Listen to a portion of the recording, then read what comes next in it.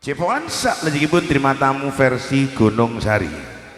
Di antaranya Cak Samhuri, Triwung Kidul, Robi Misdan, Poh Sangit Tengah. Ditambah lagi Sati Putra, datangnya dari Keropak, Cak Saumo Bokir, Jorongan, Pak Dasik, Pedagangan, Cak Mahfud, datangnya dari Ranu Gedang. Monggo tampil di Pagendaran.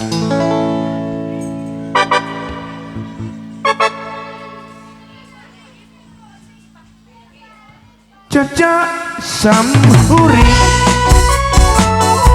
kanemipun saking Triwung Kidul, Cak Robi Misdan sesarengan Sati Putra, Cak Saumo Bokir sesarengan Bapak Dasik, Cak Mahfud Ranu Gedang.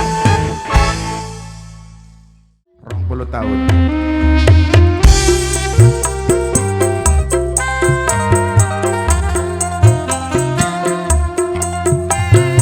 Muhammad Misto sentatnya dikirim Mat Eman. Muhammad pelanggannya Muhammad lagi ya. Dewi Ahmad. Oh sendirian Muhammad.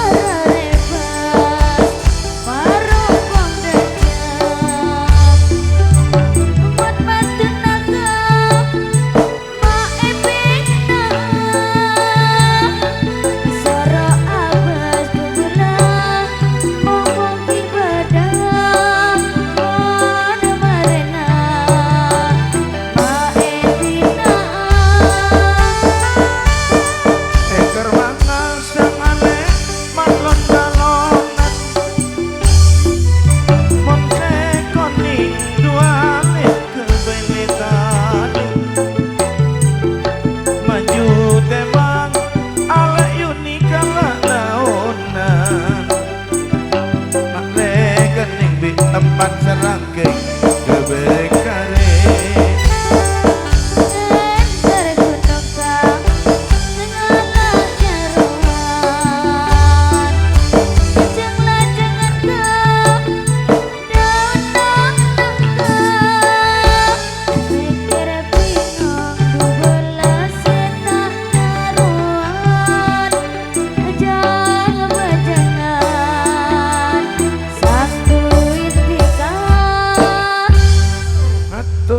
Semanun, terima kasih para terima tamu dan bintang tamu datang awal di versi Gunung Sari alias versi Densus 88. Di antaranya ada Cak Samhuri, handle hopping dari tuan rumah.